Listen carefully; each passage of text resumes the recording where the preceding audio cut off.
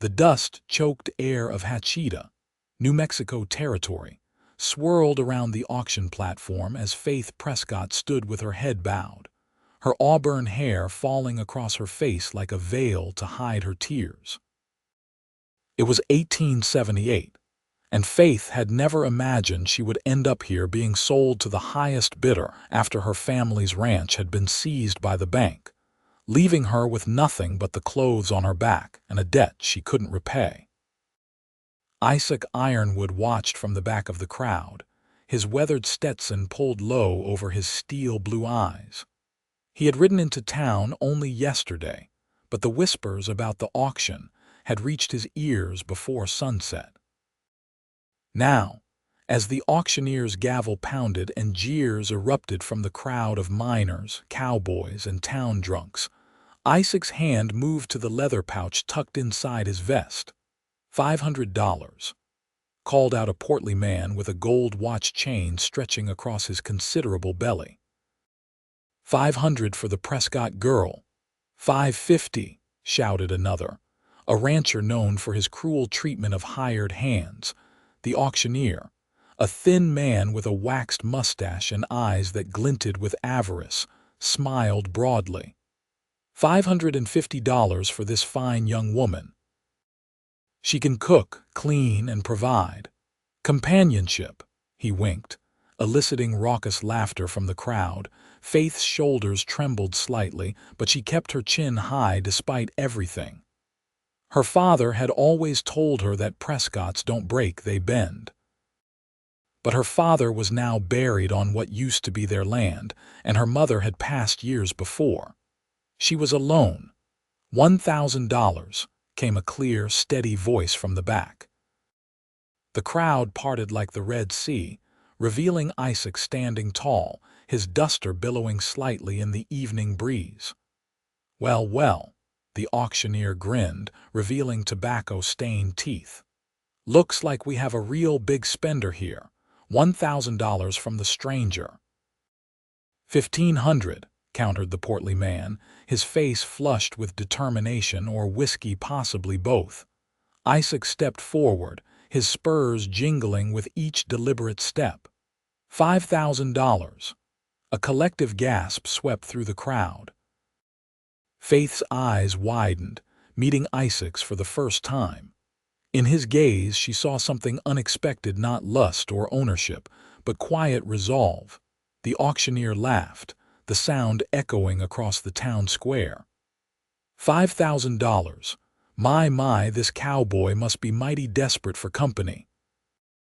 Isaac's voice cut through the laughter like a knife.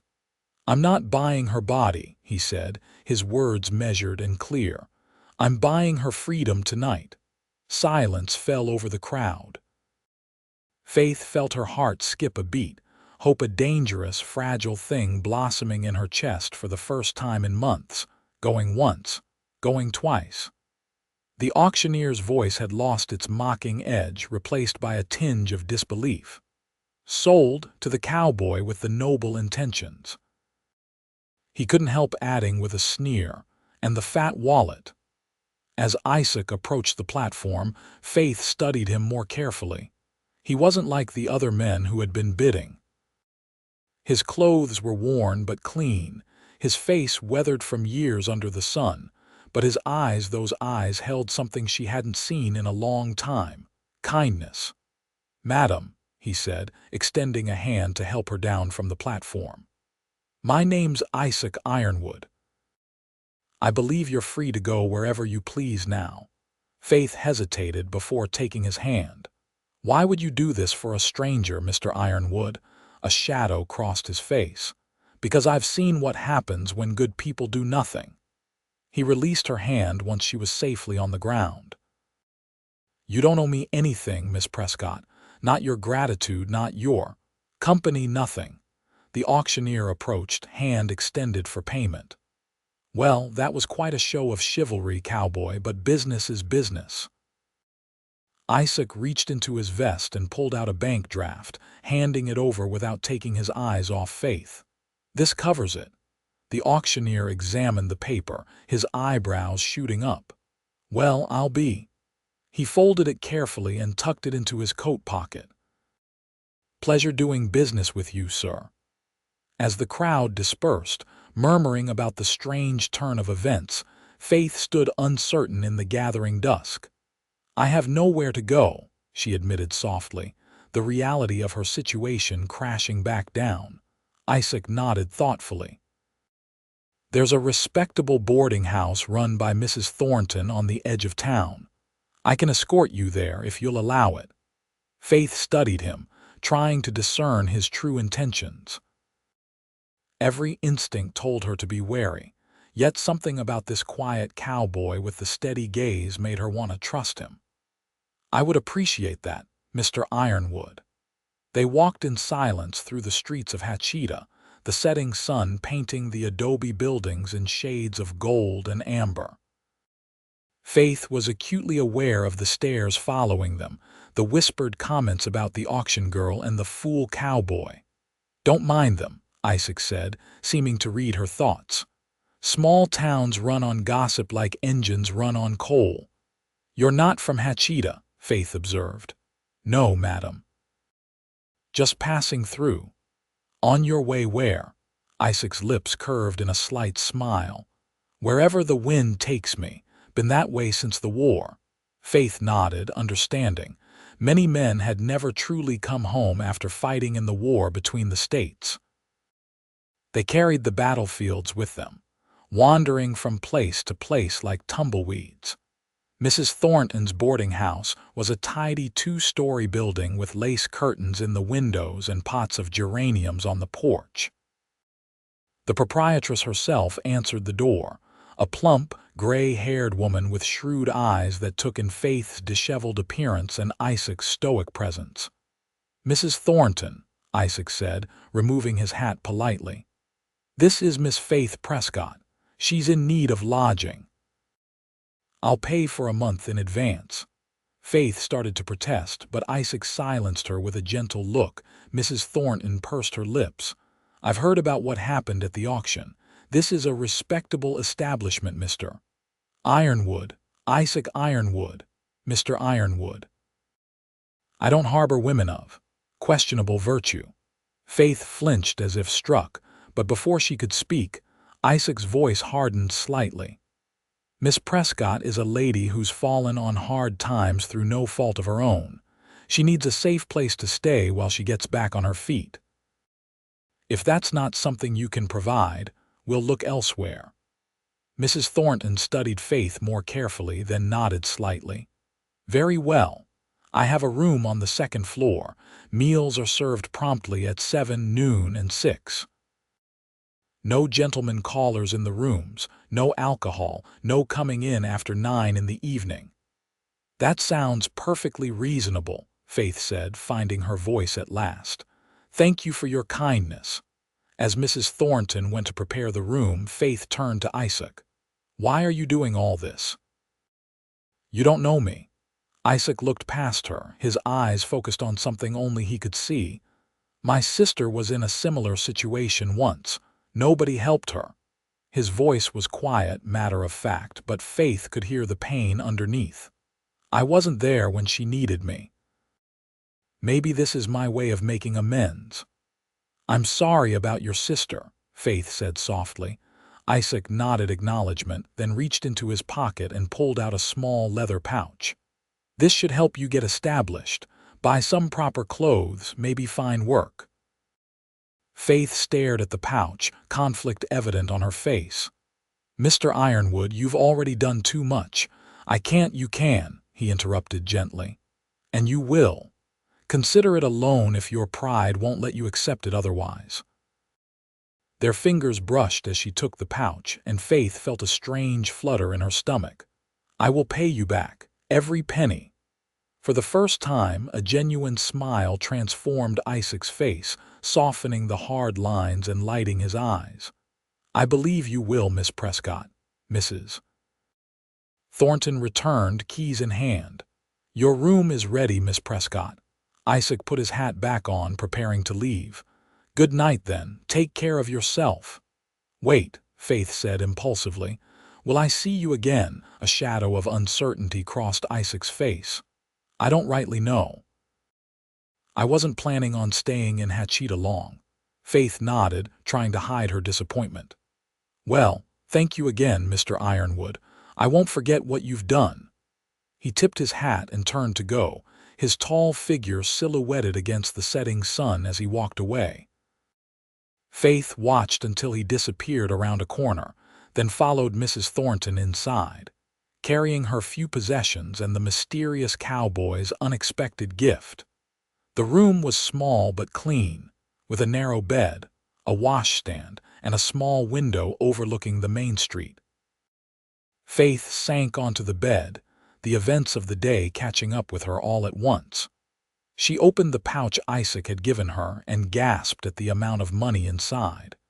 It was more than enough to buy new clothes, food, and still have some left over. Tears blurred her vision. She hadn't cried when her father died, when the bank took their ranch, or even when she stood on that auction block. But this simple act of kindness from a stranger broke something open inside her.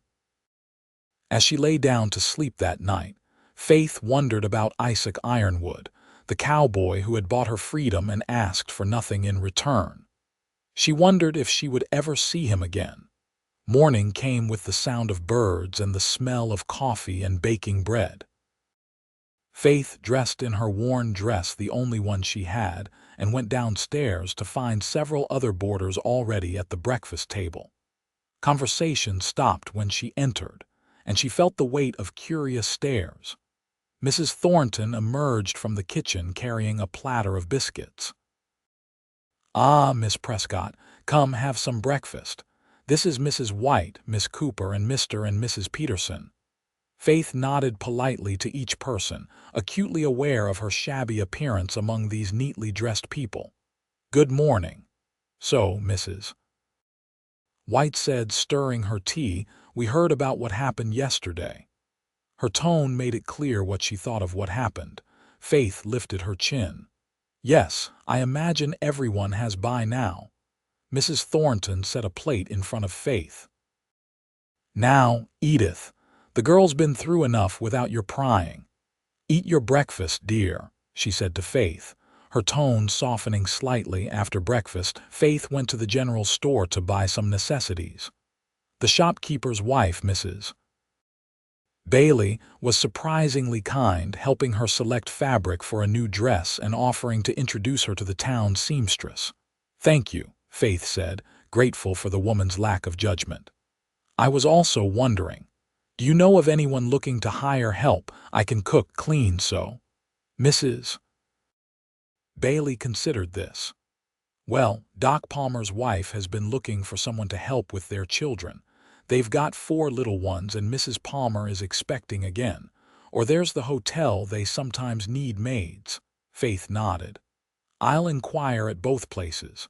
Thank you again for your kindness." As she was leaving the store, purchases in hand, Faith nearly collided with a solid chest. Looking up, she was startled to see Isaac Ironwood. "Mr. Ironwood," he tipped his hat, seeming equally surprised. "Miss Prescott, you're looking well this morning. I thought you were leaving town." A slight flush colored his tan cheeks. "Had some business come up, might be staying a bit longer than I planned." Faith couldn't help the smile that spread across her face. "I see. Well, I'm glad to bump into you. I wanted to thank you again for your generosity." Isaac shifted uncomfortably. "No need for thanks. You settling in all right at Mrs. Thornton's?"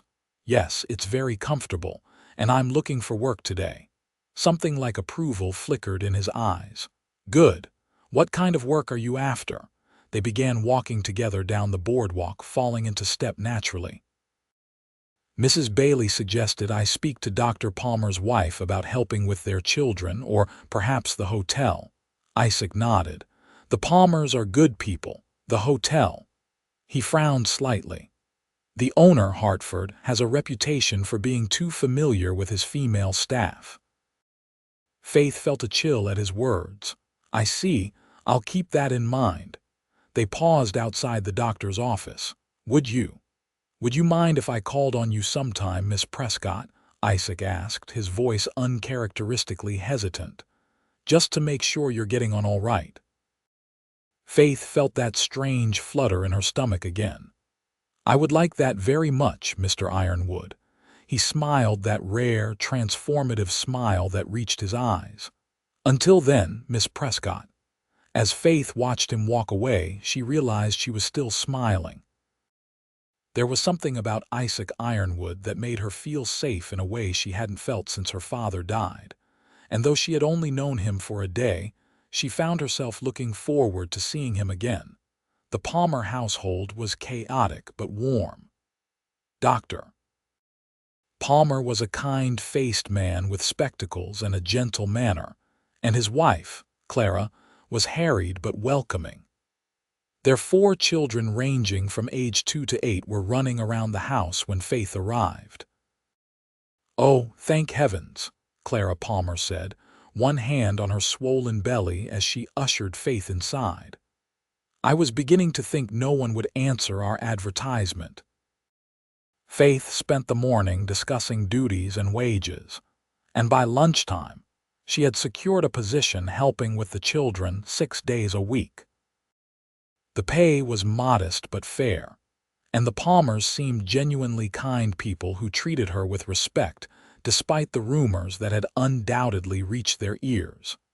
As she walked back to the boarding house, Faith felt a glimmer of hope for the first time since her father's death. She had a safe place to stay, honest work, and the unexpected kindness of a stranger who had asked for nothing in return for saving her from a fate worse than death. True to his word, Isaac called on Faith 3 days later. Mrs. Thornton showed him to the small sitting room, her expression making it clear that she would be keeping an eye on them. "Mr. Ironwood to see you, Miss Prescott," she announced, leaving the door pointedly ajar as she withdrew. Isaac stood when Faith entered, hat in his hands. "Miss Prescott." "You're looking well." She was. With some of the money he had given her, Faith had purchased fabric and worked with the local seamstress to create 2 new dresses. Today she wore one in a soft blue that brought out the amber flecks in her hazel eyes. "Thank you, Mr. Ironwood. Please, sit down." He did, looking slightly uncomfortable in the dainty parlor chair. "I heard you found work with the Palmers," Faith nodded. "Yes, their children are a handful, but they're sweet, and the Palmers treat me very well." "I'm glad to hear it." He hesitated, then continued. "I wanted to let you know I'll be leaving Hatchita tomorrow." Faith felt a strange pang of disappointment. "Oh, your business is concluded then," in a manner of speaking. He twisted his hat in his hands, a gesture she was beginning to recognize as a sign of inner conflict. "I'm heading north to deliver some horses, but I'll be coming back through in about a month." Faith tried to ignore the leap of her heart at his words. "Well, I wish you safe travels, Mr. Ironwood." "Isaac," he said suddenly. "You can call me Isaac if you'd like." A small smile curved her lips. "Then you must call me Faith." Their eyes met, and for a moment neither spoke. Then Isaac cleared his throat.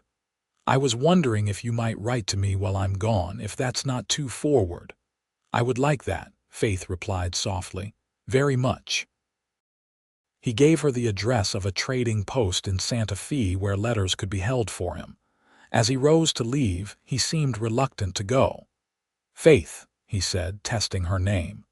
"Be careful while I'm gone.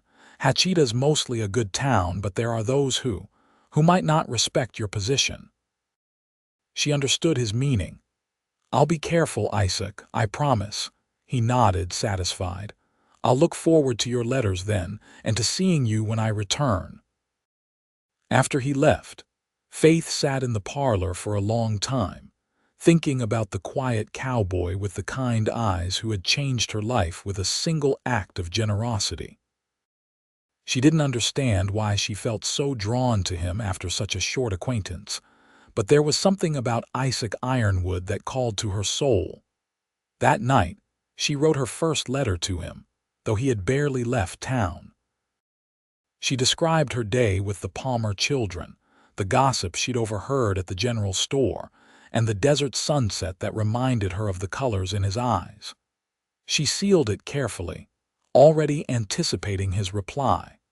The days passed quickly with Faith settling into her new routine. Each morning, she would help Mrs. Thornton with breakfast before walking to the Palmer's house, where she would spend the day minding the children, helping with lessons, and assisting Clara with household tasks. In the evenings, she would return to the boarding house for dinner, then retire to her room to read or write letters to Isaac.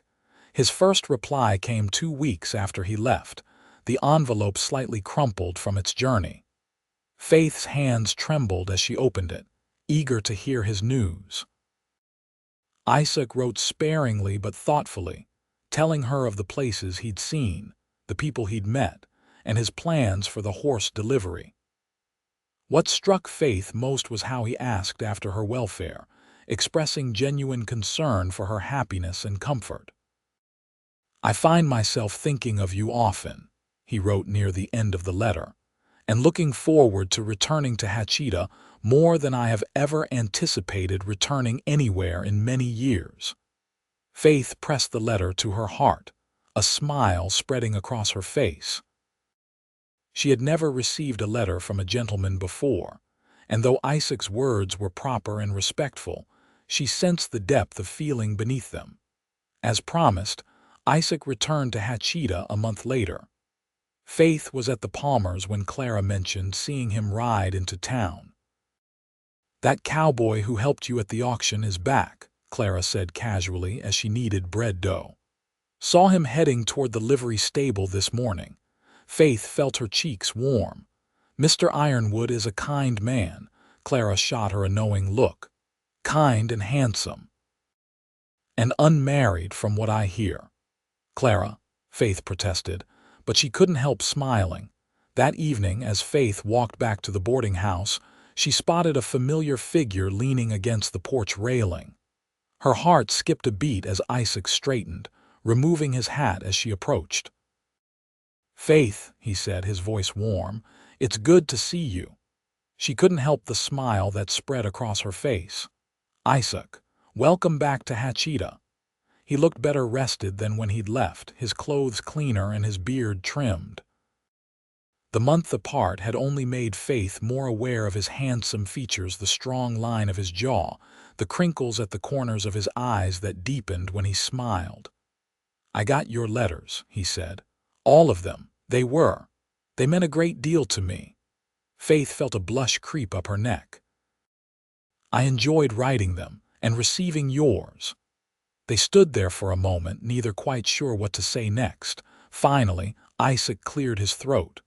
"I was wondering if you might like to go for a ride tomorrow, if you're not working, that is.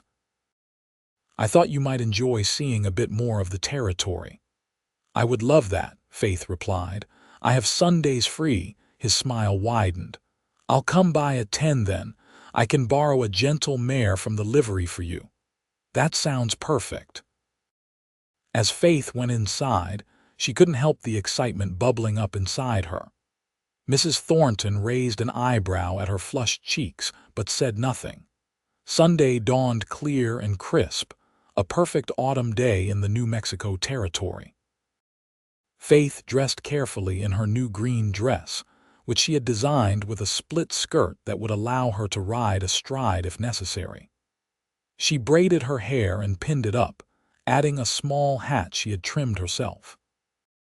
Isaac arrived precisely at 10, leading 2 horses, a sturdy bay gelding for himself and a dappled gray mare for Faith. He helped her mount, his hands strong and steady on her waist, and Faith tried to ignore the flutter in her stomach at his touch. They rode out of town, heading toward a mesa that rose in the distance. As they left the buildings behind, Isaac seemed to relax, his posture loosening and his expression softening. "You're a good rider," he observed as Faith easily kept pace with him. She smiled. "I grew up on a ranch. I've been riding since before I could walk, according to my father." "Tell me about your ranch," Isaac said. "If it's not too painful to discuss." Faith was silent for a moment, gathering her thoughts. It wasn't grand about 100 acres with a modest herd. "My father built the house himself when he married my mother. We were happy there." "What happened?" Isaac asked gently. She sighed. "The drought 3 years ago hit us hard. We lost half our cattle. Then my father got sick his lungs. He couldn't work the way he used to, and we had to hire help. The debts piled up. When he died last winter, the bank gave me 3 months to pay or leave." She looked away, blinking back tears. "I couldn't save it." Isaac's voice was soft with understanding. "No one could have in those circumstances. You have nothing to be ashamed of, Faith." She glanced at him, grateful for his words. "What about you? You mentioned a sister." A shadow crossed his face. "Isabel.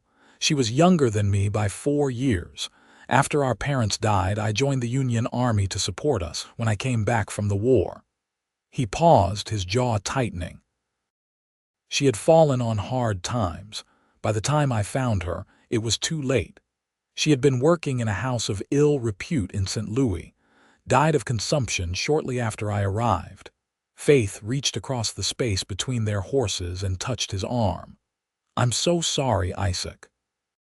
He covered her hand with his own briefly. "It was a long time ago, but when I saw you on that auction block with those men bidding on you like you were livestock." His eyes darkened with remembered anger. "I couldn't stand by and watch it happen again." They rode in companionable silence for a while, each lost in their own thoughts.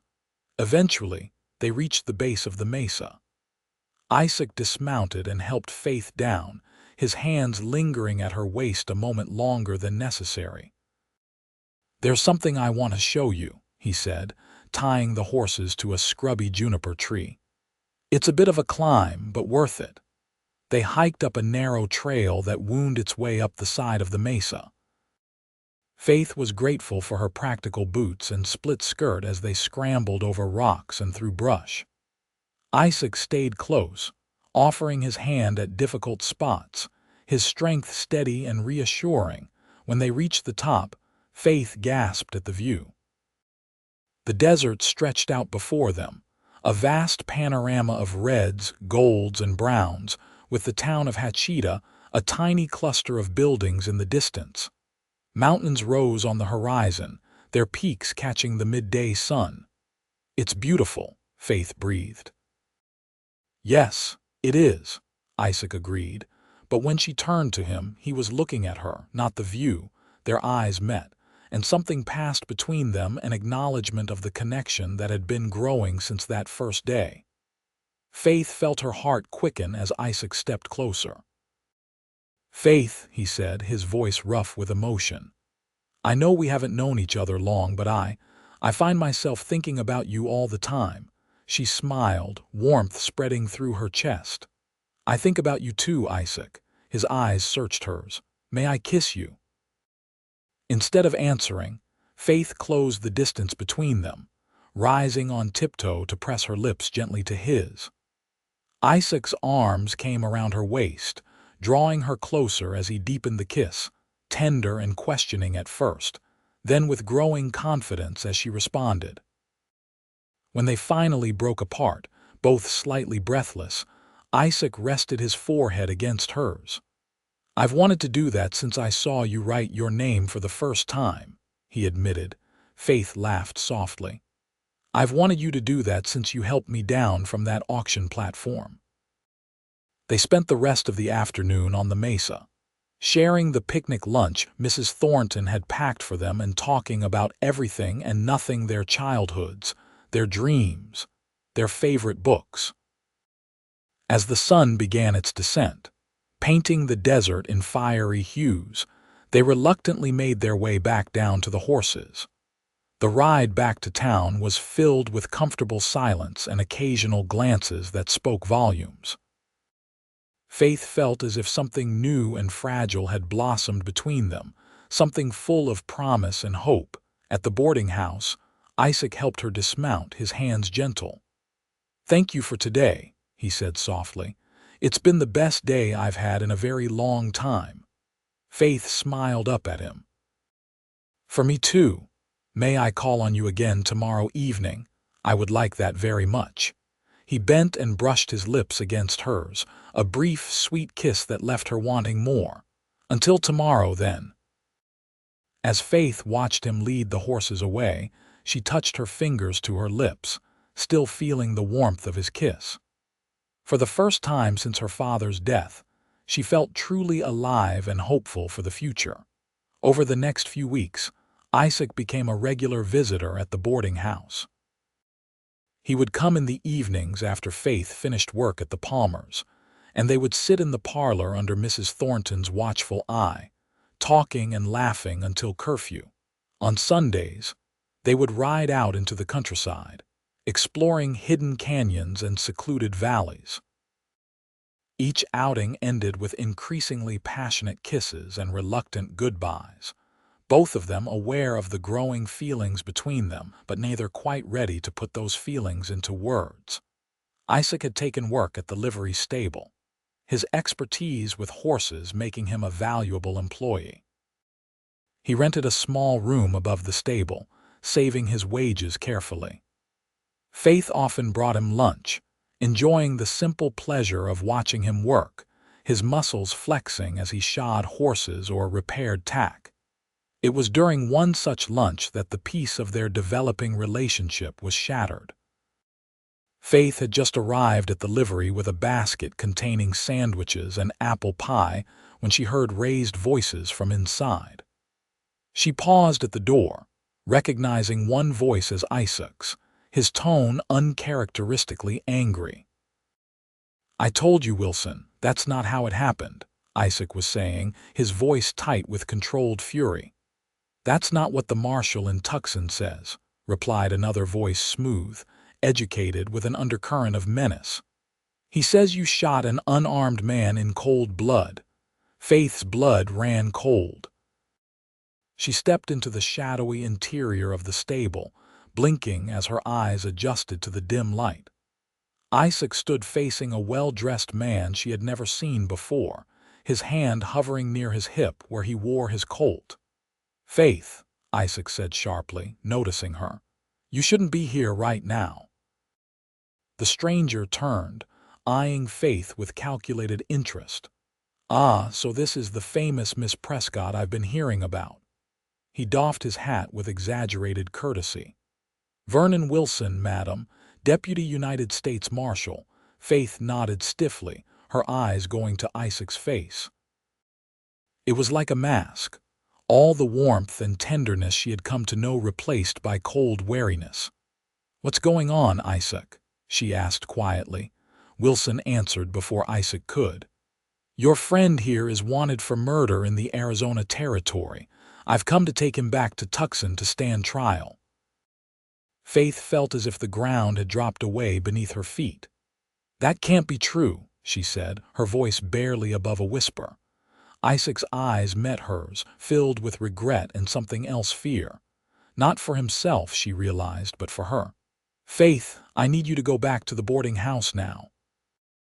"No," she said firmly, setting down her basket and moving to stand beside him. "I'm not leaving until I understand what's happening." Wilson chuckled, the sound devoid of humor. "Loyal little thing, isn't she? Did you tell her about James Ironwood?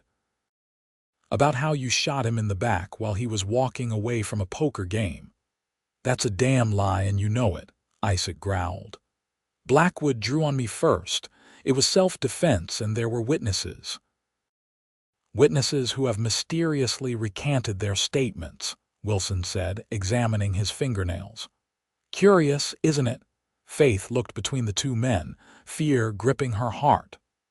"Isaac wouldn't murder anyone," she said, her voice stronger than she felt. "If he shot this man, it was in self-defense." Wilson's smile didn't reach his eyes. "Your faith in him is touching, Miss Prescott, but misplaced. Ironwood here has quite the history of violence. Did he tell you he killed over 20 men during the war? Some of them weren't even wearing uniforms at the time." Isaac's face hardened. I was a sniper for the Union Army. Everything I did was under orders. And after the war, Wilson pressed. Were those killings under orders too? Faith felt Isaac tense beside her. Isaac, she said softly, what is he talking about? Isaac didn't take his eyes off Wilson. After the war, I tracked down the men who hurt my sister, 3 of them. And yes, I killed them. I won't deny it. Wilson's smile widened. Vigilante justice, that's a hanging offense, Ironwood. It was justice the law wouldn't provide, Isaac retorted. Those men paid for what they did to Isabel. Faith's mind was reeling, trying to reconcile the gentle man who had saved her, who kissed her so tenderly, with this hard-eyed stranger who admitted to killing men in revenge. As for Blackwood, Isaac continued, he was cheating at cards. When I called him on it, he drew on me. I was faster. Every man in that saloon saw it happen. And yet the sworn statements I have say otherwise, Wilson said, reaching slowly into his coat. He pulled out a folded document. I have a warrant for your arrest, Ironwood. You can come quietly, or we can do this the hard way. Isaac's hand moved closer to his gun. I'm not going back to Tucson to hang for something I didn't do. Faith's heart pounded in her chest. She could feel the tension building, knew that any moment one of them would draw and blood would be spilled on the stable floor. Wait, she said, stepping between them. There has to be another way to resolve this. Wilson's eyes narrowed. Step aside, Miss Prescott. This doesn't concern you. It very much concerns me, Faith replied, lifting her chin. If Isaac says he acted in self-defense, then I believe him. And if witnesses originally supported his claim, then something isn't right with your investigation, Marshal Wilson. Faith, Isaac said urgently, please move aside. She turned to him, placing a hand on his chest. No, I won't let either of you do something you'll regret. For a long moment, the 3 of them stood frozen in a tableau of potential violence. Then, unexpectedly, Wilson laughed. Well, well, the Prescott girl has spirit, I'll give her that. He folded the warrant and returned it to his pocket. Tell you what, Ironwood, I'll give you 48 hours to settle your affairs and say goodbye to your sweetheart. Then you and I are going to Tucson one way or another. Isaac's eyes never left Wilson's face. And I'm supposed to believe you'll just let me walk around free for 2 days, Wilson shrugged. Consider it a professional courtesy. Besides, where would you go? The border's watched, and I've alerted every lawman within 100 miles to be on the lookout for you. His eyes flicked to Faith. And something tells me you won't leave without her. Faith felt Isaac's heart pounding beneath her palm. He was trapped, and they both knew it. 48 hours, Wilson repeated, backing toward the door. Don't make me come looking for you when time's up. He tipped his hat to Faith. Madam. After he left, Faith and Isaac stood in silence for several long moments. Finally, Faith stepped back, searching Isaac's face. Tell me the truth, she said quietly. All of it. Isaac closed his eyes briefly, then gestured to a bench along the wall. You might want to sit down. For the next hour, Isaac told Faith everything about his time as a Union sniper, about finding his sister in a brothel in St. Louis, broken in body and spirit, about tracking down the men who had forced her into that life and exacting his revenge. He told her about drifting afterward, taking work where he could find it, mostly with horses, which he understood better than people. And Blackwood? Faith asked when he paused. Isaac's expression darkened. James Blackwood was a card sharp and a killer. He'd been banned from half the gambling halls in the Arizona Territory. That night in Tucson, I caught him dealing from the bottom of the deck. When I called him out, he went for his gun. He rubbed a hand over his face. I was faster. There were at least 10 witnesses who said it was self-defense. Then why would they change their statements? I don't know for sure, Isaac admitted. But Blackwood had connections. His brother Robert is a wealthy rancher with political aspirations. My guess is he's behind this, either paid off the witnesses or threatened them. Faith reached for his hand, holding it tightly. "We need to prove your innocence." Isaac's laugh was hollow. "In 2 days, with no witnesses and no evidence, Faith, there's no way." "Then we'll leave," she said decisively. "Tonight. We can go to California or up to Colorado, somewhere they won't find us." He stared at her, surprise and something like wonder in his eyes. "You would do that? Leave everything behind and go on the run with me?" Faith didn't hesitate. "Yes, without question." Isaac brought her hand to his lips, kissing her knuckles. "I can't ask that of you. You've built a life here. You have work, respect, safety." "None of which means anything without you," Faith said fiercely. "I love you, Isaac Ironwood. I think I've loved you since you stood in that auction square and bought my freedom." His eyes widened at her declaration, and then he was pulling her into his arms, his kiss desperate and full of need. "I love you too," he whispered against her mouth. "God help me, I do. That's why I can't let you throw your life away for me." Faith pulled back to look into his eyes. "It's my life and my choice, and I choose you." They spent the rest of the day making plans. Isaac would finish his work at the livery, then meet Faith at midnight behind the boarding house. They would take 2 horses and ride north, toward the Colorado territory, where Isaac had a friend who might help them. Faith returned to the boarding house, her mind racing. She packed a small bag with essentials, hiding it under her bed. At dinner, she tried to act normally, though her heart was pounding so loudly she was sure Mrs. Thornton must hear it. Just as she was preparing to go to her room to wait for midnight, there was a knock at the front door. Faith froze on the stairs as she heard Mrs. Thornton greeting someone.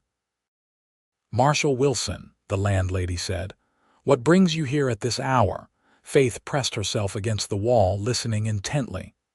"Good evening, Mrs. Thornton," Wilson's smooth voice replied. "I need to speak with Miss Prescott. Is she in?" "She's just gone up to her room." "I can fetch her. No need to disturb her," Wilson interrupted. "I'll leave a message. Please inform Miss Prescott that her friend Mr. Ironwood has been taken into custody earlier than expected. He'll be transported to Tucson tomorrow morning." Faith's blood turned to ice. She clutched the banister to keep from falling. "Oh my," Mrs. Thornton said, her voice concerned. "What has Mr. Ironwood done?" "Murder, madam. Cold-blooded murder. Best Miss Prescott forgets she ever knew him." Faith waited until she heard the front door close and Mrs. Thornton's footsteps retreat to the kitchen before she moved. Her mind was working furiously. Wilson had lied about the 48 hours. He must have gone directly from the livery to arrest Isaac. She had to do something. But what? She couldn't break Isaac out of jail by herself. She needed help, and she needed it quickly. An idea formed in her mind, desperate and possibly foolish, but the only option she could see.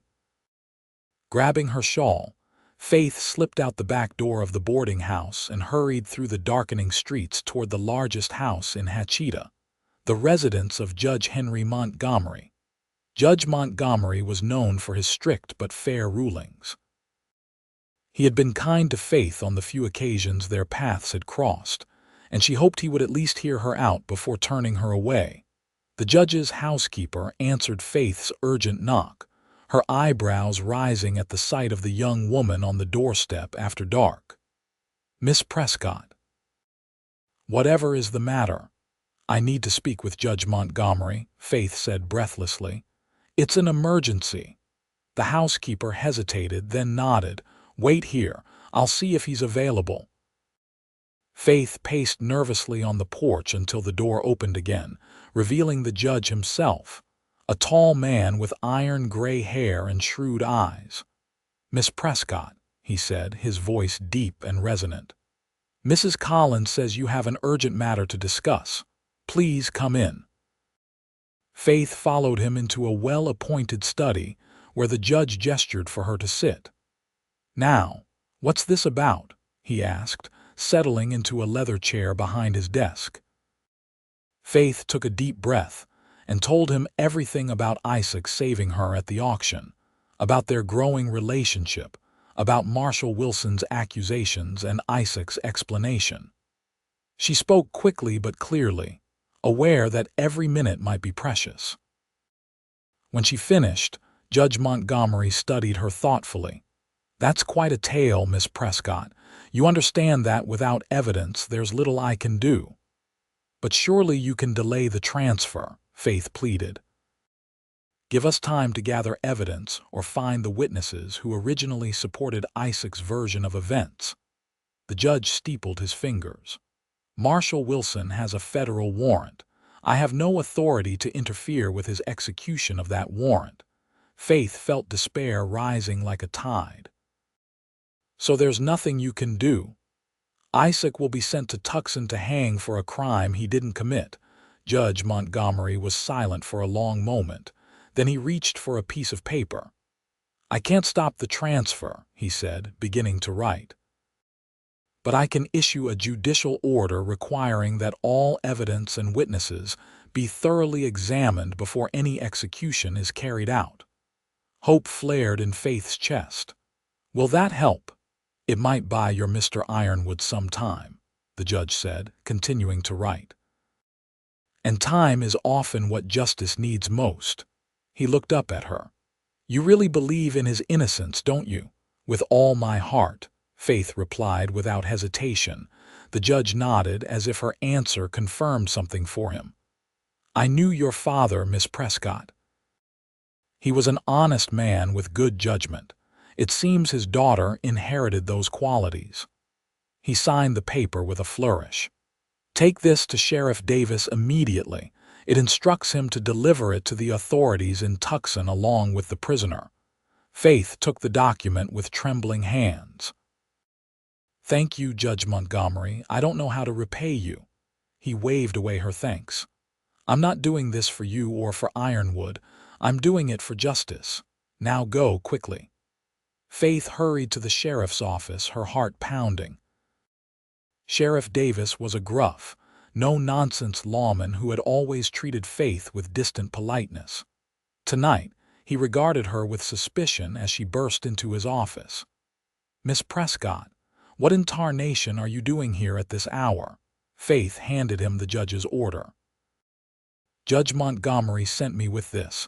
It concerns the prisoner Isaac Ironwood." The sheriff frowned as he read the document. "This is highly irregular." "But you'll honor it?"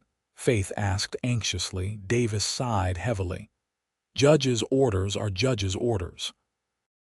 "I'll make sure it gets to Tucson with the prisoner." He eyed her curiously. "You and Ironwood, you're sweet on each other." Faith lifted her chin.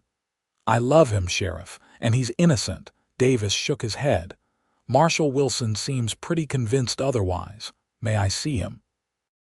Faith asked, her voice breaking slightly. "Please." The sheriff hesitated, then nodded reluctantly. 5 minutes, no more." He led her to the cells at the back of the building. Isaac was sitting on a narrow cot, his head in his hands. He looked up sharply at their approach, his eyes widening at the sight of Faith. "Faith, what are you doing here?" The sheriff unlocked the cell door. 5 minutes, he repeated, then stepped back to give them a semblance of privacy. Faith rushed to Isaac, taking his face in her hands and kissing him briefly. "I've spoken to Judge Montgomery. He's issued an order that might help." Quickly, she explained what the judge had done. Isaac listened intently, his eyes never leaving her face. "It's something," he acknowledged when she finished. "But Faith, you need to prepare yourself. This might not end well." She gripped his hands tightly. "Don't say that. We'll find a way to prove your innocence. I'll come to Tucson." "No," Isaac interrupted firmly. "You stay here where it's safe. Promise me, Faith." Before she could answer, Sheriff Davis approached. "Time's up, Miss Prescott." Isaac pulled her close for one last desperate kiss. "I love you," he whispered. "Whatever happens, remember that." Faith clung to him, unwilling to let go. "I'll find a way to help you, I promise." As the sheriff led her out, Faith glanced back at Isaac. He stood at the bars, watching her go, his expression a mixture of love and resignation that broke her heart. Outside, Faith took a shuddering breath of the cool night air. She wouldn't cry. Crying wouldn't help Isaac. She needed to think, to plan. As she walked slowly back to the boarding house, a thought struck her. Wilson had mentioned witnesses who had recanted their statements about the Blackwood shooting. If she could find just one of those witnesses and convince them to tell the truth. But how? She had no money for a trip to Tucson, no connections there, no idea even who these witnesses were. Then she remembered the banker, Mr. Hargrove. He had handled her father's affairs and had been surprisingly kind during the foreclosure, even trying to find a way to let her keep the ranch. He had connections throughout the territory. Perhaps he could help. Faith changed direction, heading for Mr. Hargrove's house. It was late, but this couldn't wait until morning. Isaac would be gone by then.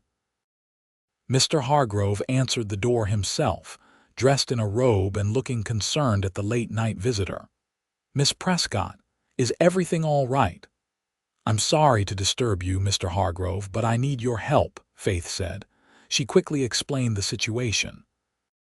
The banker listened gravely, then invited her inside. "This is a serious matter," he said once they were seated in his study. "And you believe Mr. Ironwood is innocent?" "I know he is," Faith said firmly. "But I need to find witnesses who were there when the shooting happened, witnesses who originally said it was self-defense, but have since changed their stories." Mr. Hargrove thought for a moment. "I have a correspondent in Tucson, another banker. He might be able to help identify these witnesses." He moved to his desk and began writing. "I'll send a telegraph first thing in the morning." "That might be too late," Faith said desperately. "Marshal Wilson is taking Isaac to Tucson tomorrow morning. Then we'll have to work quickly," Mr. Hargrove said, his pen scratching across the paper. "I'll give you a letter of introduction to my colleague in Tucson, along with a bank draft to cover your expenses." He looked up at her surprised expression. "Your father was a good man and an honest customer, Miss Prescott. I couldn't save your ranch, but perhaps I can help save the man you love." Faith felt tears spring to her eyes. "Thank you, Mr. Hargrove. I don't know what to say." "Say you'll be careful," he replied, folding the letter and sealing it. "Tucson can be a dangerous place, especially for a young woman alone." Faith left with the letter and bank draft secure in her reticule, her mind racing with plans. She would take the morning stage to Tucson, a day behind Isaac and Wilson. With luck and Mr. Hargrove's help, she might find a witness before it was too late. When she returned to the boarding house, Mrs. Thornton was waiting up for her. "Miss Prescott," the landlady said sternly, "it is well past curfew and I've had a marshal come looking for you. Would you care to explain yourself?" Faith took a deep breath. "Mrs. Thornton, I need to leave Hatcheta for a few days. It's a matter of life and death." Mrs. Thornton's eyebrows rose. "This has to do with Mr. Ironwood, I presume?" "Yes, he's been accused of a crime he didn't commit. I need to help him." To Faith's surprise, Mrs. Thornton's expression softened. "I suspected as much when Marshal Wilson came. There was something not right about that man," she sighed. "Pack what you need. I'll have breakfast ready for you at dawn and I'll explain to the Palmers that you had a family emergency." Faith stared at her, astonished. "You're not going to try to stop me," Mrs. Thornton smiled slightly. "My dear, I was young once too, and I know true love when I see it. Just promise me you'll be careful." Faith impulsively hugged the older woman. "Thank you, I will."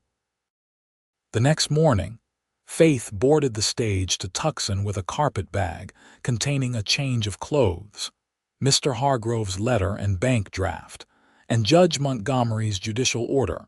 Sheriff Davis had grudgingly provided her with a copy. She also carried something else, a small Derringer pistol that had belonged to her mother, which Faith had kept hidden since her father's death. The journey to Tucson was long and uncomfortable. the stagecoach bouncing over rough terrain and stopping only briefly at way stations for changes of horses and hasty meals. Faith shared the coach with a traveling salesman, an elderly couple heading to visit their son, and a rough-looking man who slept most of the way, his hat pulled low over his eyes. By the time they reached Tucson the following evening, Faith was exhausted, dusty, and increasingly anxious. Had Isaac arrived safely? Was he in the Tucson jail now, awaiting a trial that might be little more than a formality? She took a room at a modest hotel, aware of the curious looks she received as a young woman traveling alone. After washing away the worst of the journey's dust and changing into her spare dress, Faith set out to find Mr. Hargrove's banking colleague, a Mr. Peterson. Tucson in 1878 was a bustling frontier town, much larger than Hatchita, with adobe buildings lining the main streets and saloons and gambling halls doing brisk business as night fell.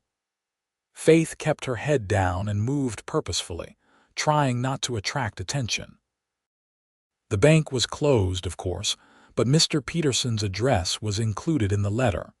Faith found the house a substantial adobe structure on the edge of town and knocked, her heart pounding. The door was opened by a middle-aged man with spectacles and a kind face. "Yes, may I help you?" Faith presented Mr. Hargrove's letter. "Mr. Peterson, my name is Faith Prescott. Mr. Hargrove of Hatchita sent me." Peterson scanned the letter quickly, his eyebrows rising. "Please, Miss Prescott, come in." Inside, Peterson introduced Faith to his wife, who provided tea while Faith explained her situation in more detail. "This is most disturbing," Peterson said when she had finished. "I've heard of this Blackwood case. Of course it caused quite a stir. But I had no idea there might be questions about the witnesses' testimony. Can you help me find any of these witnesses?" Faith asked eagerly. "Even one might be enough to create doubt about the prosecution's case." Peterson considered this. "I do banking for most of the businesses in town." "Let me think. Yes, one of the bartenders at the Silver Dollar Saloon where the shooting took place has an account with us. Man named Tom Fletcher. He might have been there that night." "Can you tell me where to find him?" Faith asked, setting down her teacup. Mrs. Peterson looked alarmed. "You surely don't intend to go to the Silver Dollar yourself. It's no place for a respectable young woman, especially after dark." Faith met her gaze steadily. "I would go into far worse places to save Isaac's life." Peterson cleared his throat. "Well, let's not be hasty. I can send a message to Fletcher, ask him to meet us here tomorrow morning." Faith shook her head. "There may not be time if they've already set a trial date." "The wheels of justice turn slowly, even in Tucson," Peterson assured her. "Your friend won't go to trial for at least a week, probably longer. The court docket is quite full." This eased Faith's immediate fears somewhat. "Then yes, please send for Mr. Fletcher, and is there any way I might see Isaac to let him know I'm here?" Peterson exchanged a glance with his wife. "The jail is no place for a lady either, Miss Prescott, but I'll inquire about visiting hours tomorrow. For now, you should get some rest. You've had a long journey." Faith reluctantly agreed, though she doubted she would sleep much. As she prepared to leave, Peterson added, "One more thing, Miss Prescott. The Blackwood family is very influential in this territory. Robert Blackwood in particular has many friends in high places. Be careful whom you trust with your inquiries." Faith nodded grimly. "I understand. Thank you for the warning." Back at her hotel, Faith paced her small room, her mind racing. She was so close to Isaac now, perhaps just blocks away, yet still unable to help him. The waiting was excruciating. Morning couldn't come soon enough. Faith was dressed and ready by dawn, waiting impatiently for word from Mr. Peterson. When a message finally arrived around 9 o'clock, she nearly snatched it from the delivery boy's hand. The note was brief. Fletcher would meet her at the Petersons' house at 11. Additionally, Peterson had learned that visitors were allowed at the jail between 1 and 3 in the afternoon. Faith's heart leaped. She would see Isaac today. But first, she had to convince this bartender to tell the truth about what he had witnessed. At precisely 11, Faith was back at the Petersons' house. Mr. Peterson answered the door, looking troubled. "Miss Prescott, Fletcher is here, but he's nervous. Says he doesn't want to get involved." Faith's spirits fell. "Please let me talk to him. It's a matter of life and death." Peterson nodded reluctantly and led her to the parlor, where a middle-aged man with a handlebar mustache sat fidgeting with his hat. He stood when Faith entered. "Mr. Fletcher," she said, extending her hand. "Thank you for coming. I understand you were working at the Silver Dollar the night James Blackwood was killed." Fletcher glanced at Peterson, then back to Faith. "Look, miss, I don't want no trouble. Mr. Blackwood, Robert Blackwood, that is, he's a powerful man in these parts." "I understand," Faith said gently. "But an innocent man's life is at stake. Please tell me what you saw that night." Fletcher twisted his hat nervously. "I already gave my statement to the marshal." "Your second statement," Faith corrected. "The one where you said Isaac shot an unarmed man." "But that's not what you said originally, is it?" Fletcher looked away. "I don't know what you're talking about." Faith moved closer, her voice low and urgent. "Mr. Fletcher, did Robert Blackwood threaten you, or pay you to change your story?" The bartender's head snapped up. "Keep your voice down. Walls have ears in this town." "Then tell me the truth," Faith pressed. "Please." Fletcher sighed heavily, seeming to deflate. "It happened just like your friend said. James Blackwood was cheating at cards. Ironwood called him on it. Blackwood went for his gun first. I saw it plain as day. It was self-defense, no question." Hope surged in Faith's chest. "Would you be willing to testify to that in court?" Fletcher's face paled. "I can't. Robert Blackwood came to see me after it happened. Said if I didn't change my story, I'd lose my job, maybe worse." "He threatened you," Faith said, her suspicions confirmed. Not in so many words, but his meaning was clear enough. Faith thought quickly. "Mr. Fletcher, what if you weren't the only witness to come forward? Would you be willing to testify if others did too?" Fletcher hesitated. "Maybe, if I wasn't standing alone." He shook his head. "But it doesn't matter. All the witnesses have been convinced to see things Robert Blackwood's way." "Who else was there that night?" Faith asked. "Who else saw what happened?" Fletcher named several men, regular patrons of the Silver Dollar, a poker dealer, another bartender. "But you'll get the same story from all of them," he warned. "Nobody wants to cross the Blackwoods." Faith wasn't deterred. "Thank you, Mr. Fletcher. You've been very helpful." After the bartender left, Faith turned to Peterson. "I need to find these other witnesses, if I can convince even one more to tell the truth." Peterson looked doubtful. "It won't be easy, Miss Prescott, and it could be dangerous." "I don't care," Faith said firmly. "I'll do whatever it takes to save Isaac." Peterson sighed, recognizing the determination in her eyes. "I'll help you locate these men. But first, you should visit Mr. Ironwood. Let him know he has an ally in Tucson." At 1 o'clock sharp, Faith presented herself at the Tucson jail, her heart pounding. The deputy on duty eyed her suspiciously. "I'm here to see Isaac Ironwood," she said, trying to keep her voice steady. "You family?" the deputy asked. "A close friend," Faith replied. The deputy smirked. "Bet you are. 10 minutes, no touching, and I'll be watching." He led her to a small room with a barred window separating it in half. A moment later, Isaac was brought in from the other side, his hands shackled before him. Faith gasped at the sight of him. Though it had been only 2 days since she'd last seen him, Isaac looked haggard, with dark circles under his eyes and a bruise on his cheekbone. "Faith," he said, his voice a mixture of joy and dismay. "What are you doing here? I told you to stay in Hachita." She moved as close to the bars as the deputy would allow. "Did you really think I wouldn't come? I told you I'd find a way to help you, and I meant it." Isaac shook his head, but she could see the love in his eyes despite his concern. "You shouldn't have come. It's not safe."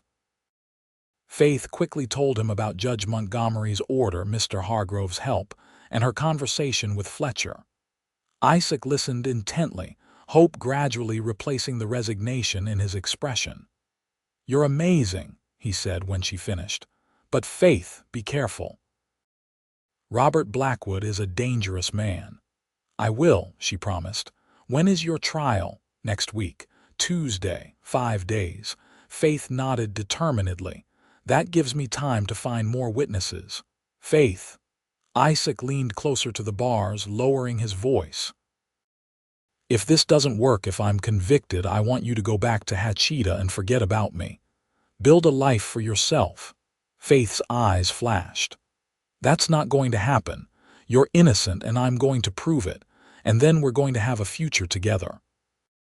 Despite everything, Isaac smiled, that rare, beautiful smile that had first captured Faith's heart. "I love you, Faith Prescott." "I love you too, Isaac Ironwood. Hold on to that. I'll be back as soon as I can." As the deputy led her out, Faith glanced back at Isaac. The determination in his eyes matched her own, and she drew strength from it. Over the next 3 days, Faith tracked down every witness Fletcher had named. Some refused to see her.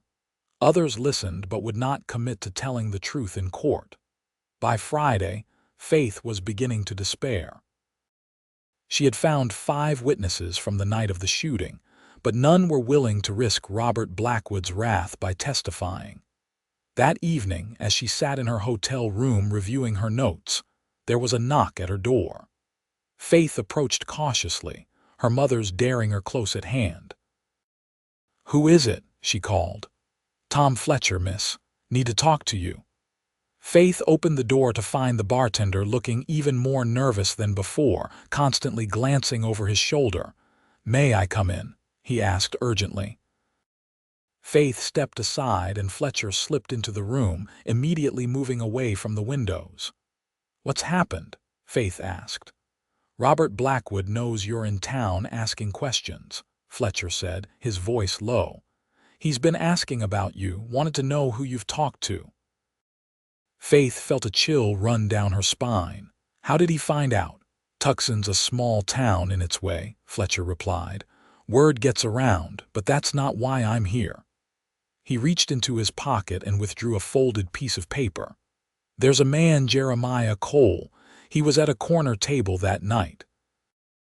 Wasn't on the witness list because he left town right after. But he saw everything, clear as day." Faith took the paper, unfolding it to find an address in a town called Benson. "This Cole, he would testify to what he saw," Fletcher nodded. "He's got no love for the Blackwoods. James cheated him out of a month's wages once. And he's got nothing to lose, doesn't live here, doesn't work for anyone connected to the Blackwoods." Hope flared in Faith's chest. "This could be the break we need. How far is Benson?" "About 25 miles east of here. Half a day's ride if you push it." Faith calculated quickly. It was Friday evening. If she left at first light, she could reach Benson by midday Saturday, find Cole, and be back in Tucson by Sunday night, well before the trial on Tuesday. "Thank you, Mr. Fletcher," she said fervently. "You may have just saved an innocent man's life." Fletcher twisted his hat nervously. "Just be careful, miss, and don't tell anyone where you're going. Blackwood's got men watching the stage depot and the livery stables." After Fletcher left, Faith sat on the edge of her bed, thinking hard. If Blackwood's men were watching public transportation, she would need to find another way to reach Benson. She couldn't risk being followed or worse, prevented from making the journey at all. A knock on her door startled her from her thoughts. Faith approached cautiously. "Who is it, Mrs. Peterson, dear?" Faith opened the door to find the banker's wife holding a covered basket. "I brought you some supper," the older woman said, stepping inside. My husband told me you've been out all day. Thank you, Faith said, suddenly realizing she was indeed hungry. That's very kind. As Faith ate the hearty stew and fresh bread Mrs. Peterson had brought, she debated whether to confide in the woman about Fletcher's visit. The Petersons had been nothing but helpful, but Fletcher's warning about trusting no one echoed in her mind. Something in her expression must have given away her inner conflict, because Mrs. Peterson said gently, "You've had news, haven't you? Something that's troubling you." Faith hesitated, then decided to trust her instincts. "I need to go to Benson tomorrow, urgently. But I've been warned that Robert Blackwood has men watching the stage depot and livery stables." Mrs. Peterson's eyes widened. "Benson? Whatever for?" "There's a witness there, someone who saw what really happened the night James Blackwood was killed. Someone who might be willing to testify at Isaac's trial." The older woman nodded thoughtfully. "I see. Well, you can't go by stage, that's certain, and hiring a horse would be noticed." She tapped her chin, thinking, "My nephew has a small farm outside town. He makes deliveries to Benson twice a week with his wagon. He's coming by our house early tomorrow morning. Perhaps you could go with him." Faith's heart leaped. "Mrs. Peterson, that would be perfect. But I don't want to put your nephew in danger." "Timothy can handle himself," Mrs. Peterson assured her. "And he loves nothing better than tweaking the Blackwoods' noses. They tried to buy his land last year for a fraction of its worth, and when he refused, they diverted water from the creek that runs through his property." Her eyes glinted with an unexpected steeliness. "Not everyone in this territory cowers before the Blackwood name, Miss Prescott." Early the next morning, Faith met Timothy Jenkins at the Petersons' house. He was a cheerful young man with sun-bleached hair and an easy smile. His wagon was loaded with crates of vegetables and fruit. "Aunt Martha tells me you need a ride to Benson," he said, helping Faith climb onto the wagon seat. "Happy to oblige. I've got deliveries at 3 farms along the way, then the general store in Benson itself." Faith settled beside him, her carpetbag at her feet. She had dressed simply in her plainest dress, with a shawl covering her distinctive auburn hair.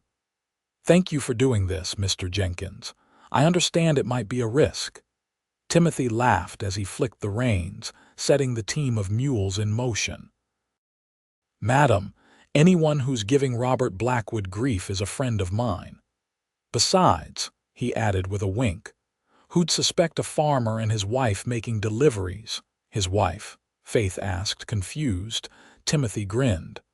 "Best disguise is the one hiding in plain sight. Far as anyone watching is concerned, you're Mrs. Jenkins heading out to help with deliveries." The journey to Benson was long but uneventful. Timothy was good company, sharing stories about the area and pointing out landmarks as they traveled. By midday, they were approaching the outskirts of Benson. "Where do you need to go in town?" Timothy asked as the small settlement came into view. Faith consulted the paper Fletcher had given her. "A place called Miner's Rest. It's a boarding house." Timothy nodded. "I know it. Not far from the general store where I'm making my delivery. I'll drop you there first, then come back for you when I'm done." "Say in 2 hours," Faith agreed, grateful for his continued help. The Miner's Rest turned out to be a modest 2-story building with a sagging porch and peeling paint. Inside, a harried-looking woman was sweeping the floor. "Excuse me," Faith said. "I'm looking for Jeremiah Cole. I was told he lives here." The woman leaned on her broom. "Room 4 upstairs, but he might not be in. Works the afternoon shift at the mine." Faith's heart sank. "Do you know when he'll be back?" "Should be getting ready to leave about now," the woman replied. "You can go on up if you like. Just leave the door open," she added with a meaningful look. Faith thanked her and climbed the narrow stairs. Room 4 was at the end of a dim hallway. She knocked, holding her breath. The door was opened by a tall man with a thick beard and wary eyes. "Yes," Mr. Cole. Jeremiah Cole, he nodded cautiously. Who's asking? My name is Faith Prescott. Tom Fletcher from the Silver Dollar in Tucson suggested I speak with you.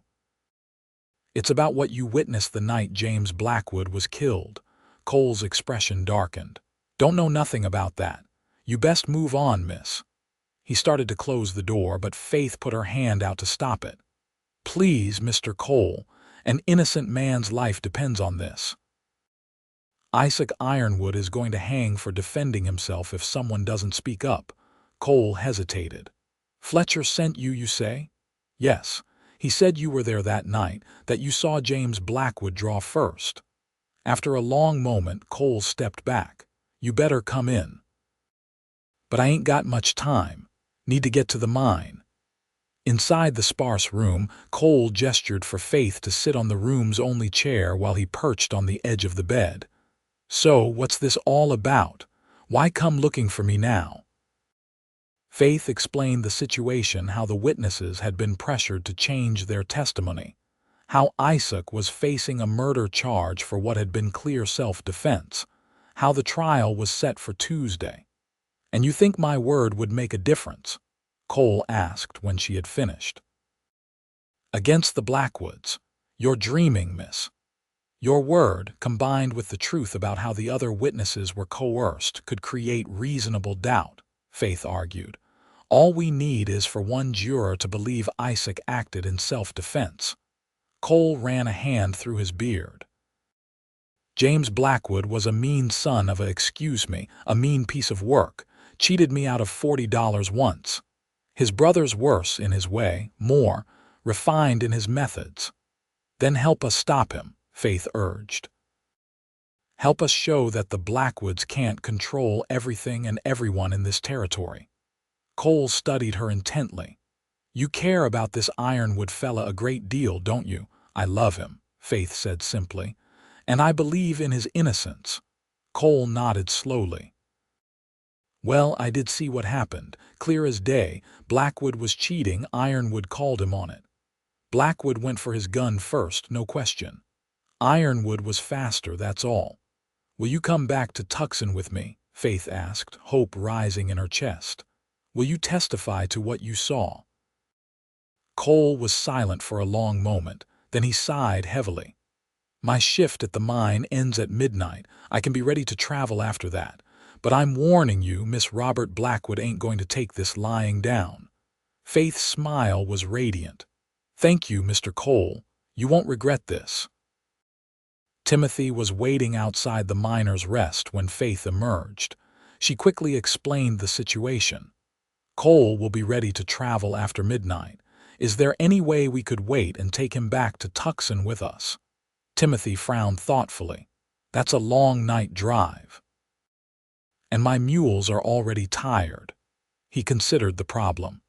Tell you what, there's a fellow in town who runs a mail wagon to Tucson every Sunday morning. Leaves at dawn. I know him, good man, reliable. I'll speak to him, see if he'll take you and Cole. Relief washed over Faith. Thank you, Timothy. You've been incredibly helpful. Don't thank me yet, Timothy cautioned. We still need to get you and your witness back to Tucson safely, and something tells me it won't be as easy as the journey here. Faith's premonition of trouble began as soon as they reached Tucson's outskirts late Sunday morning. The mail wagon driver, a taciturn man named Wilkins, suddenly grew tense, his eyes scanning the road ahead. Riders, he said tersely. 4 of them blocking the road. Faith felt Cole stiffen beside her. Blackwood's men, he muttered. Someone in Benson must have sent word. What do we do? Faith asked, her hand going to the small derringer hidden in her skirt pocket. Wilkins glanced at her, his expression grim. I'm paid to deliver the mail, not fight gun battles. But there's a side trail about a quarter-mile back. Cuts through Anderson's property. Might be able to skirt around them. He began to slow the wagon, preparing to turn around, but it was too late. One of the riders had spotted them and raised a hand. The group spurred their horses forward. Keep going, Cole said urgently. Straight toward them. They might not know who we are yet. Wilkins hesitated, then nodded, snapping the reins to urge the horses forward. Faith's heart pounded as the riders approached, their features becoming clearer with each passing moment. The lead rider, a tall man with a neatly trimmed beard and expensive clothing, raised his hand again, signaling for the wagon to stop. Wilkins reluctantly complied. "Mail wagon from Benson." The man asked, his voice cultured, his eyes scanning their faces. "That's right," Wilkins replied evenly. "U.S. mail. Interfering with its delivery is a federal offense." The man smiled thinly.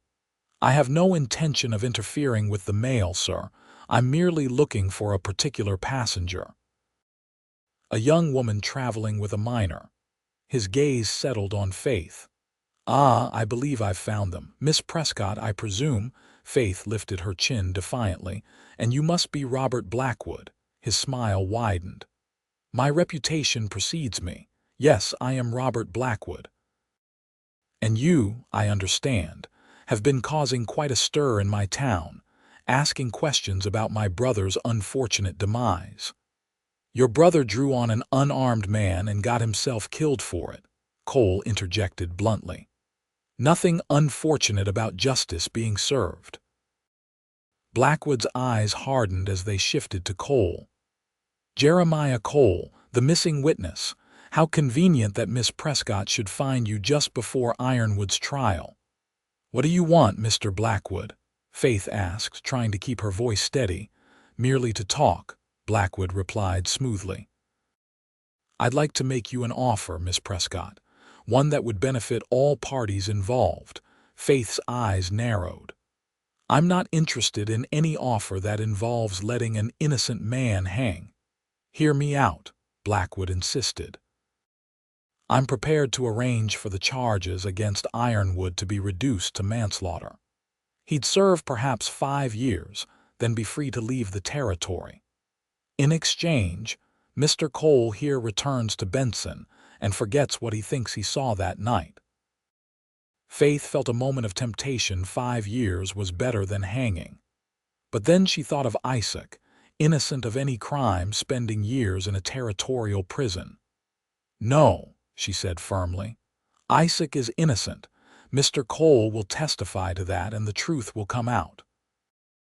Blackwood's pleasant facade slipped, revealing a flash of cold anger. "I don't think you understand the situation, Miss Prescott. You are on a remote road with no witnesses except a mail carrier who values his life. I am offering you a very generous compromise." "Sounds like a threat to me," Cole growled, his hand moving toward his belt. "I wouldn't," one of Blackwood's men warned, his hand already on his holstered gun. Tension crackled in the air. Faith knew they were outnumbered and outgunned. But she also knew that if she backed down now, Isaac's fate was sealed. "Let us pass, Mr. Blackwood," she said, summoning all her courage. "Interfering with a witness in a criminal case is itself a crime. Are you prepared to face those charges?" Blackwood laughed, but there was no humor in the sound. "My dear Miss Prescott, you are either very brave or very foolish. Perhaps both." He studied her for a long moment, then glanced at the sun. "It's nearly noon. Ironwood's trial begins at 9 tomorrow morning. It would be a shame if his star witness were delayed." Faith's blood ran cold at the implication. "You wouldn't dare." "I wouldn't." Blackwood raised an eyebrow. "You clearly don't know me very well." He gestured to his men. "Escort these fine people to the Thompson place. Ensure they're comfortable, but secure. I'll send word when the trial has concluded." As the men moved forward, weapons drawn, Faith made a split-second decision. She pulled the derringer from her pocket and aimed it directly at Blackwood. "Tell your men to back away," she said, her voice remarkably steady despite the terror coursing through her veins. "Or I'll shoot you where you sit." Blackwood's eyes widened in genuine surprise, then narrowed in calculation. "You won't shoot me, Miss Prescott. You don't have it in you." "Try me," Faith replied, cocking the small pistol. "I've lost everything once before, Mr. Blackwood. I won't lose Isaac too." For a tense moment, no one moved. Then, unexpectedly, the sound of approaching hooves broke the standoff. Everyone turned to see a group of riders approaching at a gallop, dust billowing behind them. "What now?" Blackwood muttered, clearly annoyed at the interruption. As the riders drew closer, Faith's heart leaped with recognition and relief. At the head of the group was Sheriff Davis from Hatcheta, and beside him rode Judge Montgomery. Behind them were several men Faith didn't recognize, all wearing badges. "That's far enough, Blackwood," Sheriff Davis called as they approached. "Move away from that wagon." Blackwood's face darkened with anger. "This is none of your concern, Davis. You're out of your jurisdiction." "Actually, he's not," Judge Montgomery said, bringing his horse alongside Davis's. "Sheriff Davis is acting as my escort on official judicial business. And these gentlemen," he gestured to the other riders, "are federal marshals. The real kind," he added pointedly. Faith lowered her derringer, weak with relief. "Judge Montgomery, how did you find us?" The judge smiled grimly. "When you didn't return to Tucson last night, Mr. Peterson grew concerned. He telegraphed me in Hatcheta. I was already on my way to observe Ironwood's trial, wanted to make sure my judicial order was being respected." Blackwood was visibly seething, but he maintained his composure. "This is all a misunderstanding. We were merely having a conversation with Miss Prescott and her companion. A conversation that required 4 armed men and threats of detention." Judge Montgomery raised an eyebrow. "I think not, Mr. Blackwood." One of the federal marshals moved his horse forward. "Robert Blackwood, we have reason to believe you have engaged in witness tampering, obstruction of justice, and attempted kidnapping. You'll need to come with us." Blackwood's face drained of color. "This is outrageous." "Do you have any idea who I am? A man who's about to face justice," the marshal replied coolly. "Now you can come quietly, or we can do this the hard way. Your choice." Outnumbered and outmaneuvered, Blackwood had no choice but to surrender. As the marshals took him and his men into custody, Faith felt as if a great weight had lifted from her shoulders. Judge Montgomery approached the wagon. "Are you all right, Miss Prescott?" Faith nodded, suddenly exhausted. "Yes, thank you, but we need to get to Tucson as quickly as possible." "Mr. Cole here is a witness in Isaac's trial tomorrow," the judge nodded. "Then let's not delay. Davis will escort you the rest of the way." He glanced at Cole. "I look forward to hearing your testimony tomorrow, Mr. Cole." As they continued toward Tucson, Faith felt a surge of hope. With Cole's testimony and Blackwood's arrest for witness tampering, surely Isaac's innocence would be proven. The trial the next morning was packed with spectators, word having spread about Robert Blackwood's arrest and the dramatic events on the Benson Road. Faith sat in the front row, her eyes fixed on Isaac as he was led into the courtroom. He looked better than he had during her jail visit, cleaner, less haggard, though still tense. His eyes found hers immediately, and the relief in his expression was palpable. Faith smiled encouragingly, trying to convey without words that everything would be all right. The prosecution's case was weak without Robert Blackwood's influence. The witnesses who had claimed Isaac shot an unarmed man now stammered and contradicted themselves under cross-examination. Tom Fletcher, emboldened by Blackwood's arrest, testified truthfully about what he had seen and about the pressure Blackwood had applied to change his story. But it was Jeremiah Cole's clear, unwavering testimony that sealed Isaac's exoneration. Cole described the events of that night in detail, how James Blackwood had been caught cheating, how he had drawn his gun first, how Isaac had acted in self-defense. There was no murder that night, Cole concluded firmly. Just a card sharp who thought he was faster than he was, and a man defending his life. The jury deliberated for less than an hour before returning with a verdict: not guilty. The courtroom erupted in cheers and murmurs as the judge banged his gavel for order. "Mr. Ironwood," the judge said when quiet was restored, "you are free to go. The court apologizes for your wrongful detention." Isaac nodded respectfully to the judge, then turned to where Faith sat. Their eyes met across the crowded room, and in that moment, everything else faded away. As soon as Isaac was formally released, he pushed through the crowd to reach her. Faith stood, her heart pounding, and then she was in his arms, his lips finding hers in a kiss that spoke of relief, gratitude, and love. "You did it," Isaac murmured when they finally broke apart, his forehead resting against hers. "You saved my life." Faith smiled up at him, her eyes shining with tears of joy. "We saved each other."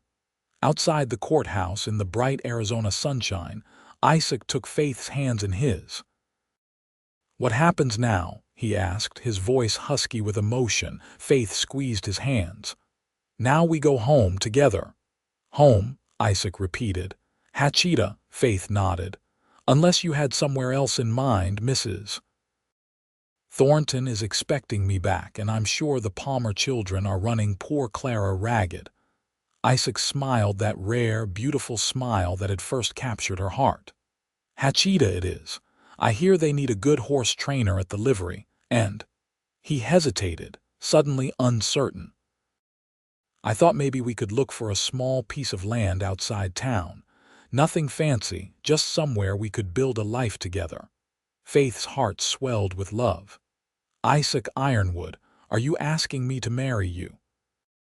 He dropped to one knee right there on the courthouse steps, still holding her hands. "Faith Prescott, I've loved you since the moment you looked at me with defiance rather than fear on that auction platform. You are the bravest, most determined woman I've ever known. Will you do me the honor of becoming my wife?" Faith didn't hesitate. "Yes," she said, pulling him to his feet and into her arms. "Yes, I will marry you." Their kiss was witnessed by the crowd emerging from the courthouse, including Judge Montgomery, who smiled approvingly, and Sheriff Davis, who tried to look stern but couldn't quite manage it. "Well," Davis grumbled, "at least this time I won't have to worry about breaking any curfews at Mrs. Thornton's." Faith and Isaac returned to Hachita 3 days later, their arrival causing quite a stir in the small town. Mrs. Thornton welcomed Faith with open arms and, after a stern lecture about running off without proper notice, embraced Isaac as well. "I always knew you were a good man," she told him, despite what that marshal said. Dr. and Mrs. Palmer were equally welcoming, especially when Faith introduced Isaac as her fiancé. Clara Palmer immediately began planning a wedding celebration, despite Faith's protests that they wanted something simple. "Nonsense," Clara declared. "Hachita hasn't had a proper wedding in ages. Besides, after everything you two have been through, you deserve some happiness." In the weeks that followed, Isaac and Faith settled into a rhythm of work and planning for their future. Isaac took the position at the livery stable, where his gentle way with horses and expertise in training them quickly made him indispensable. Faith continued working for the Palmers, saving her wages alongside Isaac's for their future home. They found a small parcel of land 3 miles outside town, 10 acres with a creek running through it, and enough grazing land for a few horses. With help from friends in Hachita, including Dr. Palmer and Mr. Hargrove, they began building a modest cabin. Each evening after work, Isaac would ride out to the property to continue construction, often joined by Faith on her days off. "It's not much compared to your family's ranch," Isaac said one Sunday as they stood looking at the half-built cabin, his arm around Faith's waist. She leaned her head against his shoulder. "It's perfect. It's ours." As summer turned to fall, the cabin neared completion, and plans for the wedding were finalized. Judge Montgomery would perform the ceremony, having developed a fatherly affection for Faith and a deep respect for Isaac during their ordeal. The day before the wedding, a surprise visitor arrived in Hatcheta. Tom Fletcher, the bartender from the Silver Dollar. He brought news that Robert Blackwood had been convicted of witness tampering and obstruction of justice, sentenced to 5 years in a federal prison. "Thought you might want to know," Fletcher said, accepting the cup of coffee Faith offered him in Mrs. Thornton's parlor. "Feels like the territory can breathe easier with him behind bars." "Thank you for coming all this way to tell us," Isaac said, genuine gratitude in his voice. "And thank you for your courage in telling the truth."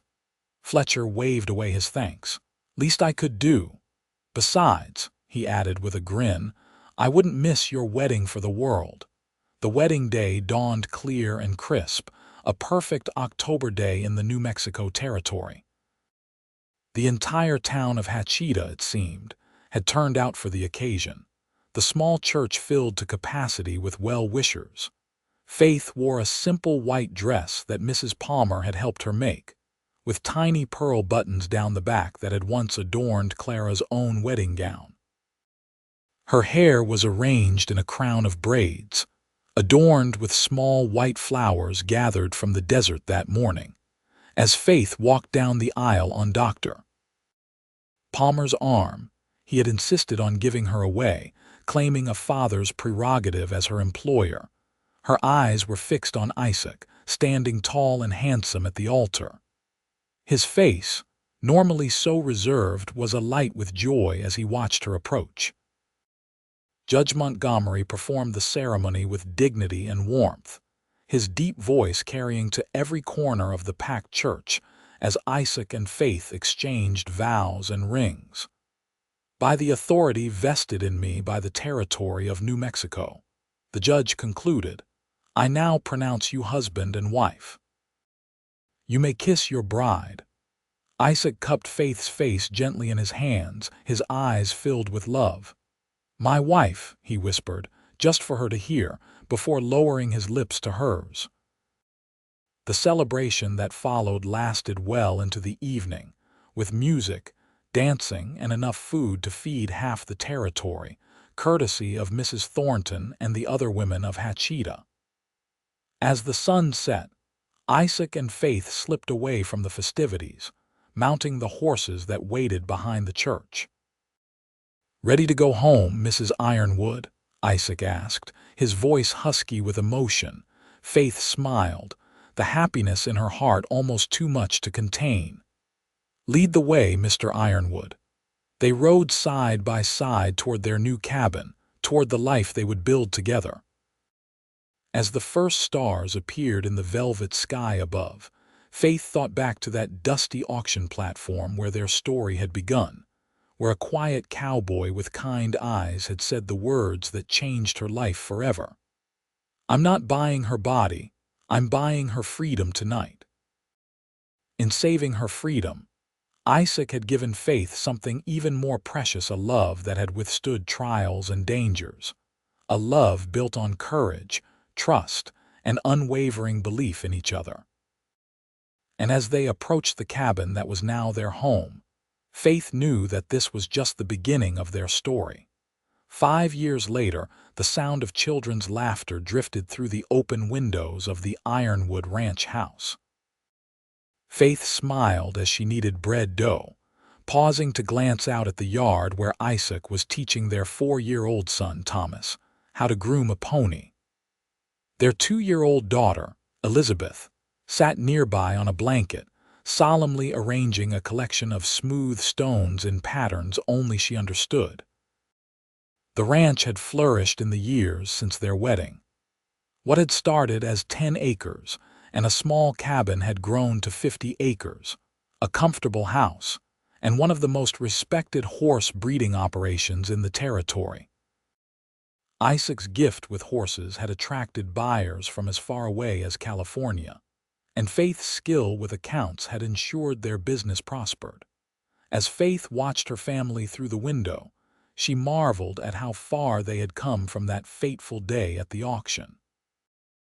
Isaac caught her eye and smiled that same smile that had first captured her heart. He said something to Thomas, then crossed the yard to the house, stepping onto the porch and through the door. "What are you thinking about so seriously, Mrs. Ironwood?" he asked, coming up behind her and wrapping his arms around her waist. Faith leaned back against him, sighing contentedly.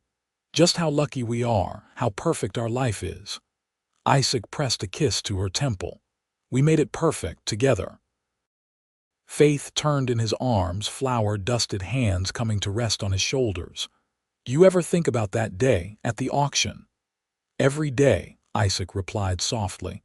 "Best investment I ever made," Faith laughed, rising on tiptoe to kiss him. "I love you, Isaac Ironwood." "And I love you, Faith Ironwood, now and always." Outside, Thomas called for his father, eager to show him something about the pony. Isaac pressed one more kiss to Faith's lips before stepping back. "Duty calls," he said with a smile. "The next generation of horse trainers needs guidance." As Isaac returned to their children, Faith turned back to her bread dough, her heart full of gratitude. The road had not always been easy. There had been hard years, lean years, challenges to overcome. But through it all, she and Isaac had faced life together, their love growing stronger with each passing day.